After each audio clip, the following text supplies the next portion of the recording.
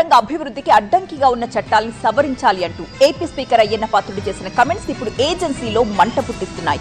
ఆదివాసీలకు రక్షణగా ఉన్న చట్టాల జోలికొస్తే ఊరుకునేది లేదంటూ హెచ్చరిస్తున్నాయి గిరిజన సంఘాలు. మరొక వైపు ప్రతిపక్ష వైసీపీ కూడా అయ్యన్న కమెంట్స్ ని తీవ్రంగా తప్పుపడుతోంది.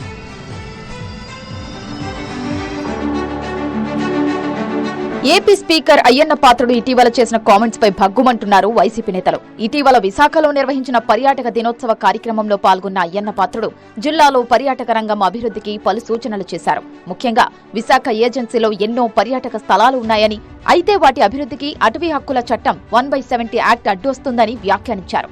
అభివృద్ధికి ఆటంకంగా మారిన అటవీ హక్కు చట్టాన్ని సడలించాల్సిన అవసరం ఉందని అభిప్రాయపడ్డారు.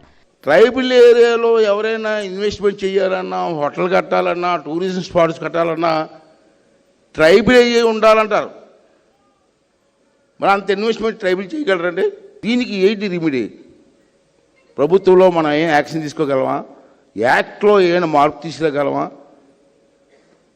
అవన్నీ కూడా ఒకసారి స్టడీ చేయండి. అయ్యన్న పాత్రుడు చేసిన కామెంట్స్ పై పలువురు ఆదివాసీ నేతలు మండిపడుతున్నారు. వైఎస్ఆర్ కాంగ్రెస్ పార్టీ ఆధ్వర్యంలో పాడేరులో సమావేశమైన అఖిలపక్ష నేతలు గిరిజన చట్టాలపై అయ్యన్న వ్యాఖ్యలను తీవ్రంగా ఖండించారు. ఈ నెల 11, 12 తేదీలలో 48 గంటలు బంద్కు నేతలు పిలుపునిచ్చారు.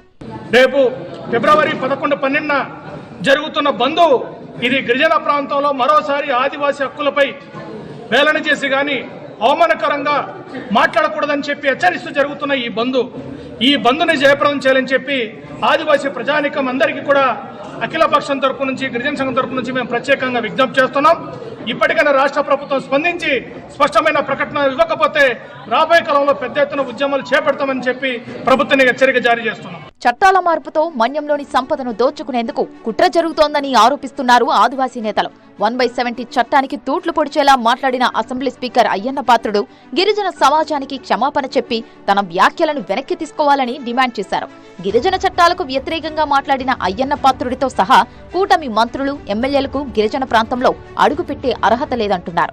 ఆదివాసీలంతా కూడా ఈ రోజు ముక్తఖండంతో 1/70 అనేటటువంటి చట్టాన్ని మేము కాపాడుకుంటామనేటటువంటి ఒక కృతజ్ఞతతో ఈరోజు గిరిజనులతో ఉన్నారు. మరి చౌకబారు ఆరోపణలతో లేదా చౌకబారు మాటలతో ఏజెన్సీ ప్రాంతాల్లో ఉండేటటువంటి హక్కుల్ని కానీ, చట్టాలని కానీ రూపుమాపేటటువంటి ఎటువంటి నాయకుడినైనా సరే మేము ఎదుర్కోవడానికి సిద్ధంగా ఉన్నామని చెప్పేసి తెలియజేస్తున్నాం. అయ్యన్న పాత్రుడి వ్యాఖ్యలను రాజకీయంగా తనకు అనుకూలంగా మార్చుకునే ప్రయత్నం చేస్తోంది వైఎస్ఆర్ కాంగ్రెస్ పార్టీ. అటు కూటమి పార్టీల నేతలు మాత్రం ఈ వ్యవహారంపై ఇంకా స్పందించలేదు. మరి ఈ మన్యం మంటలను అధికార పార్టీ ఏ విధంగా చల్లారుస్తుందో చూడాలి.